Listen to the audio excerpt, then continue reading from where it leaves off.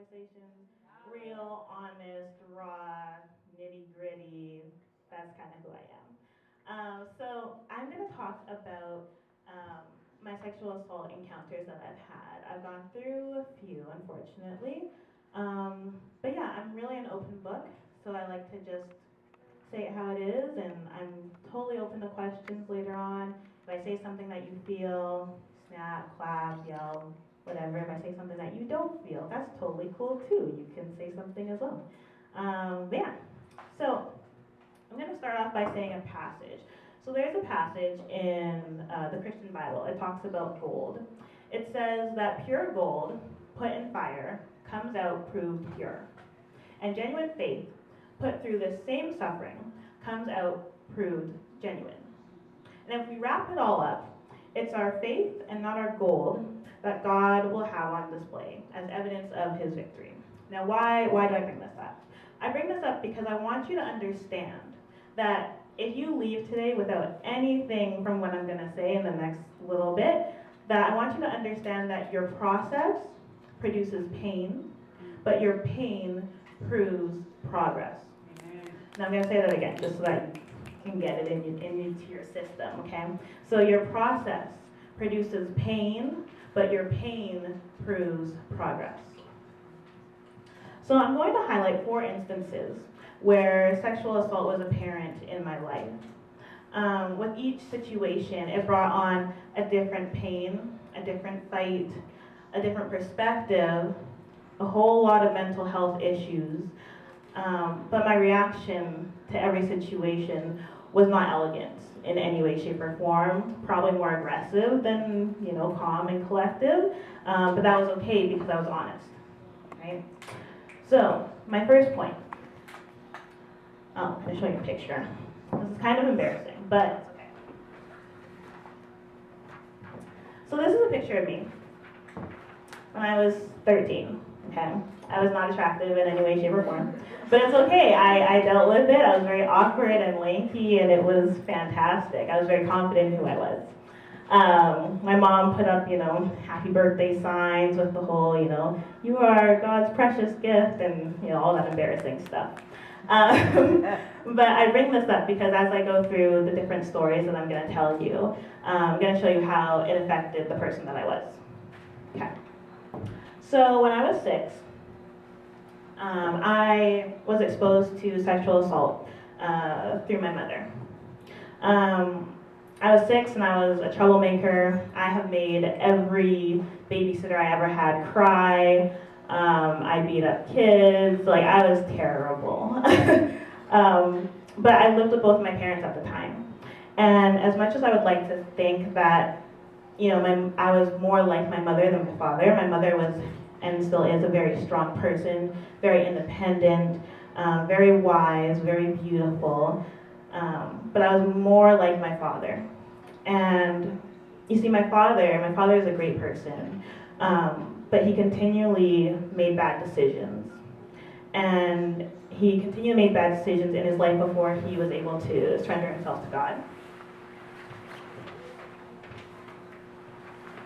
But my father is the type of person that he's very headstrong, very immature, but also very charming. So the charmingness covered up a lot of the immaturity, and he could probably trick you into doing anything, literally. But at the same time, he was very self-aware, and he's very intelligent. So it was his own choices and his own actions that he knew that he was making that started to form the resume of who he was. So when I was 6, I saw my father corner my mother in a bathroom. And as he towered over her, he verbally abused her.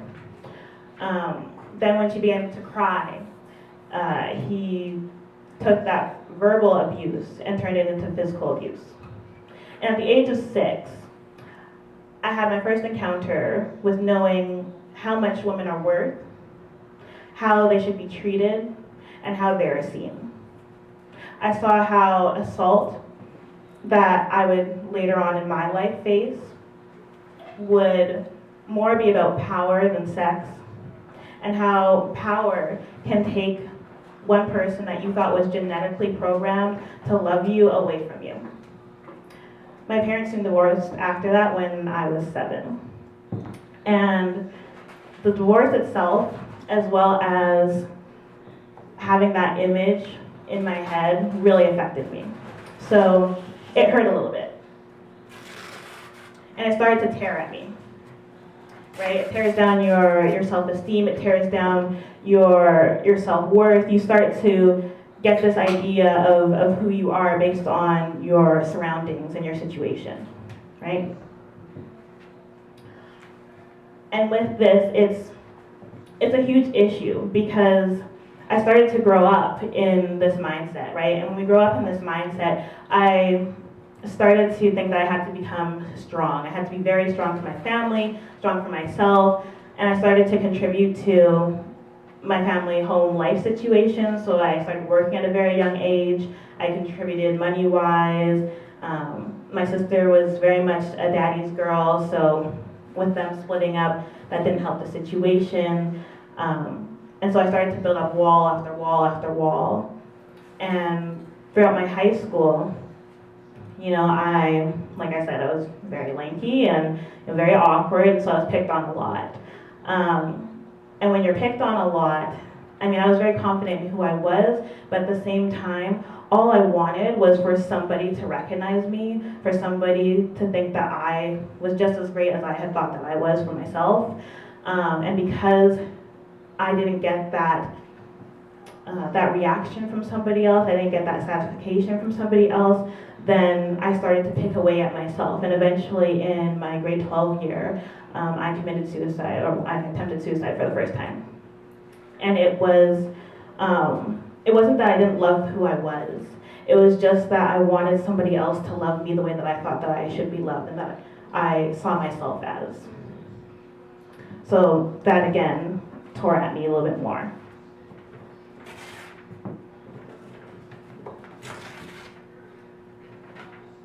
And as things tear at you, pieces start to fall apart. And you start to forget those parts of who you were. You bury them so deep inside that you lose them. So as I went to university, now I went to Carleton University, I graduated there, and at Carleton, it was my dream school, okay? I've been waiting to go to Carleton since I was in grade 9, had a whole plan, and when I finally got in, I was super excited. So my first week in university, I came, my mom dropped me off, you know, said the goodbyes, all that type of stuff. And unfortunately, in my first week of university, I was sexually assaulted. And it's hard because, you know, you try to come to a new city. I didn't know anybody here, and you try to make friends. But the person that I was making friends with, you know, he was from Vancouver, I was from Vancouver, so you connect on some type of common ground, and when you put your trust in somebody and they break it, it starts to break you. And for myself, I had a boyfriend at the time, and I remember I went back to my dorm room, and I was sitting in the lobby, and I was just crying and crying and crying because I couldn't understand why this happened to me. You start to get those negative thought processes going. You start to break down. And so I called him and I told him what had happened. And I was looking for somebody to say, like, you know, it's okay. Like, I believe you. I'm there for you. And all he said was that I must have cheated on him. And for somebody that you love and you care about that much to tell you that, you really start to believe, especially for women, that it's your fault. And that you must have done something wrong. What were you wearing? What were you doing? Why would you put yourself in that position? You start to get all these negative thoughts to determine and put together the resume of who you are. So from there, I started to go down a very downhill spiral. And unfortunately for me, I grew up Christian, so my mom is a pastor. So I lived a certain type of lifestyle, and when I came to university, I started to live a very different type of lifestyle. So I started to drink, and my mental health started to deteriorate, so that kind of tore at me as well. I went to a lot of parties. I hung out with the wrong people. I put myself in very bad situations where eventually I ended up in the hospital because of all of the negative things that I was doing to myself. So that tore at me a little bit more.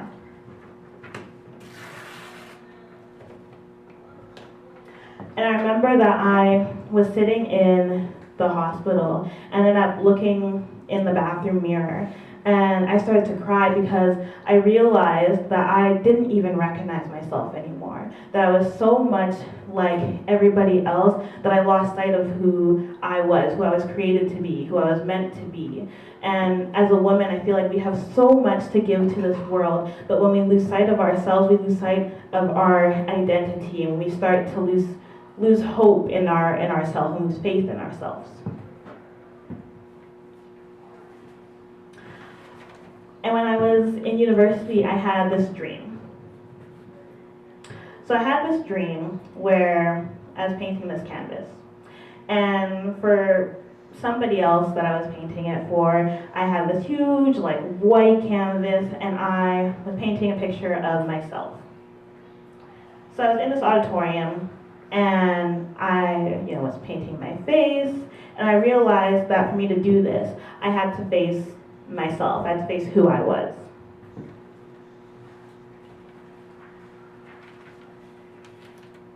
So I finally had to paint the person that I thought I was. I had to see the brokenness, I had to see the pain, I had to see how it produced progress, not as quickly as I had wanted it to, but I started to question my faith, which allowed me to understand that even though I had to go through the fire, that sometimes it's for empowering somebody else. Sometimes the pain that you go through has nothing to do with you and everything to do with somebody else. And that's a huge concept that a lot of people miss. And it is important to continue to walk in that, but not only walk in that, but be whole and healed. And I know that that's something that a lot of us are still working on and going through, but if we do that together and we testify together about our struggles and our victories like we're doing tonight, for somebody else, that's huge, and that's all it really takes. It doesn't take, somebody that is totally professional, a celebrity. Like, it really just takes you being here saying, hey, I understand, I've been there. So I continued to work and actively changed my life. And this was a total change in mindset for me. I started to live my life according to what was right and what was not comfortable or common. I started to talk to counselors and like-minded people around my age. I go to church, so I had a huge church family that really started to rally around me. And I got involved in doing what I love to do, whether that was singing, speaking, doing spoken word. I used to dance, danced a lot too. But I find that I did stuff that helped me, but also helped other people. So I would teach poetry to people as well. And when we let anxiety or worry take over our lives for years, that common thing that we do every day that becomes habitual can start to stifle the very thing that can heal us. So, okay, the third instance. I have a sister. My sister is 16 months apart from me. She's older than I am, and she is my best friend. She is my world. She is my heart. I love her to death. My sister had called me probably 2-3 years ago now, and she had told me that she had been through a situation and she was really upset and all this stuff, and I was telling her, okay, just talk to me, I know we're provinces away. She's in BC, I'm here in Ontario, but I want to hear what you have to say. And so she called me and she told me that she had been sexually assaulted. And for myself, like I said, she's my world, she is my heart. So hearing that she had gone through something like that and I was miles, kilometers away, that was heart-wrenching. And not only that, but she was sexually assaulted by our old pastor. And my heart dropped. And I know that it's not the culture of, that it was the culture of the man, not the culture of God in which that happened, but it challenged every facet of my being. Because the person I loved got hurt due to a man's error in a space that was meant for positivity and greatness. But again, my heart still hurt.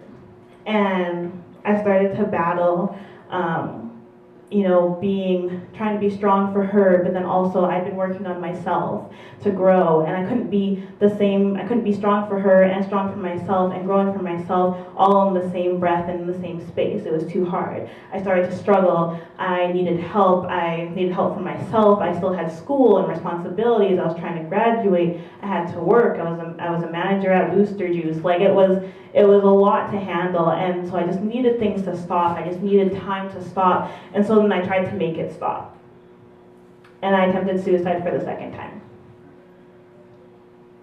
And it's not that I wanted to die, but it's that I couldn't remember any form of truth when anxiety had kicked in.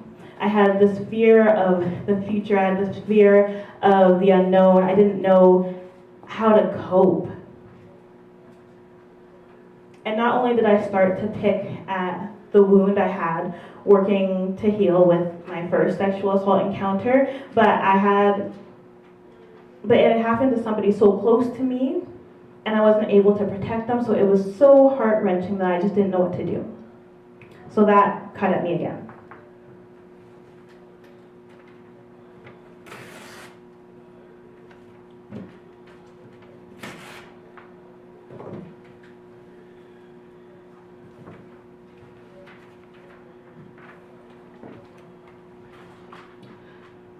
And this is when I forgot the truth, that it's not my job to be Superwoman.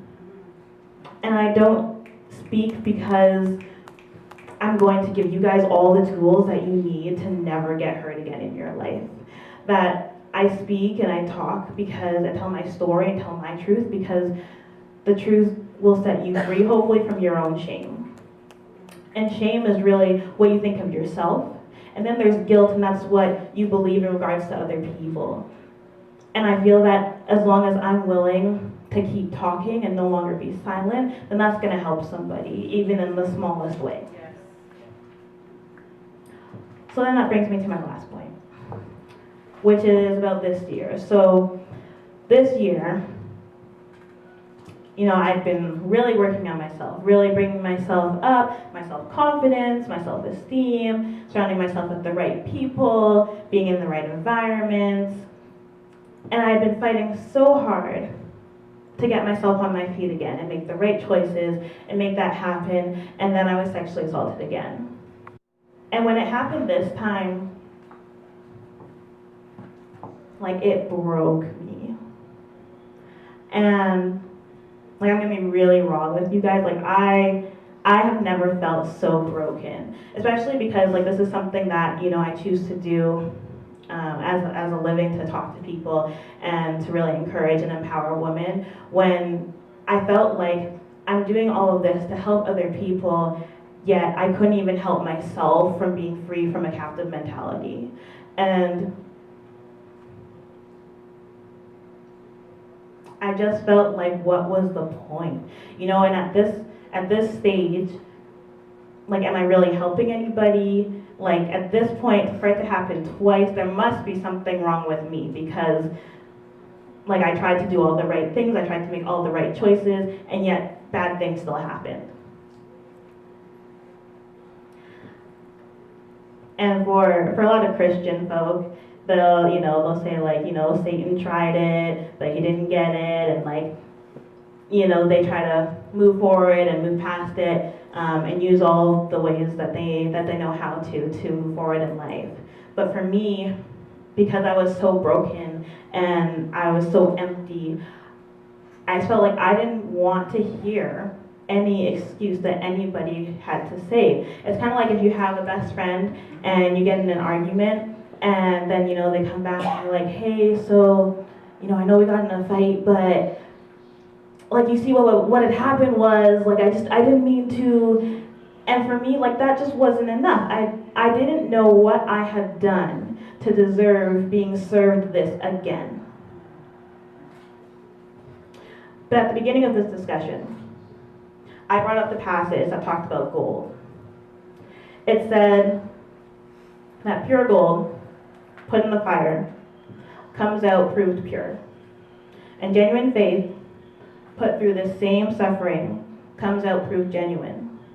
And if we wrap it all up, it's your faith not your gold, that God will have on display as evidence of his victory. But it didn't mean that I still didn't feel destroyed. I felt like garbage. Okay, this is literally how big I felt. But you see, it wasn't my trauma that held me captive, it was my faith. Because I literally had zero faith to move forward, zero faith in what I was doing, zero faith in myself. Because at the end of the day, if I uncrumple this paper,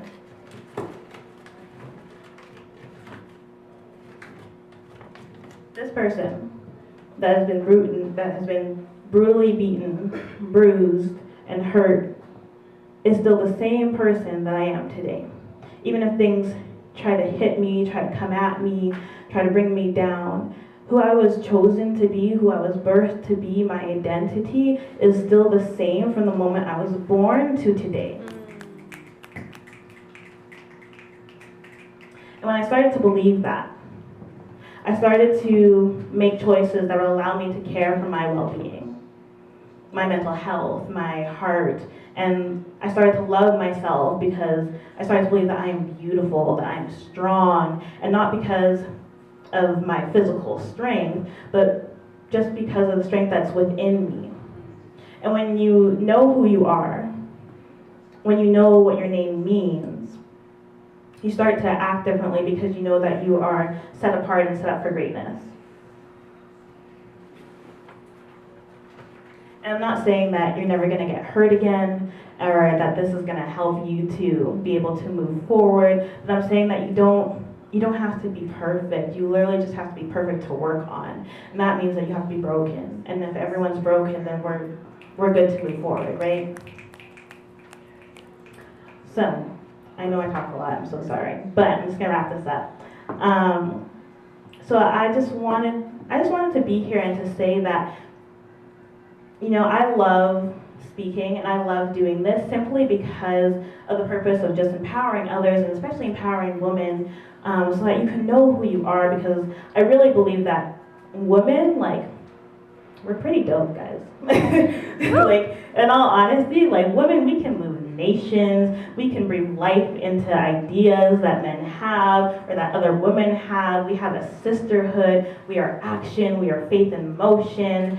And I know that it isn't easy, and this is in no way a one-time fix, but I do know that when we give ourselves the room to breathe and be untethered, we allow ourselves to do 4 things. So one, we allow ourselves to do something with the sorrow and acknowledge that it is real. We allow ourselves to be open to a changing mindset, because in our willingness to be broken, we allow ourselves to say it's okay. Like, it's okay not to be together all the time. I'm not together all the time. And thirdly, we remember what the truth is, that trials and tribulations are going to be a part of life. And that, you know, we aren't crazy. We aren't crazy for going through these things and not knowing how to deal with them, not knowing how to cope. And that after, you know, you go through your struggles and your situations, knowing the truth is that you will be better and that you will help somebody else. And it doesn't make you perfect, but it makes you okay. And fourthly, that when you decide to do 1 through 3 that I just mentioned, that you are able to remove the old ways that you put on. It's kind of like removing old skin, and that you start to take out the infection in you. And when you do that, you take out the old mindset, that you put on a new way of being, and you're able to be whole and healed and be who you're meant to be from the beginning. So thank you so much for having me.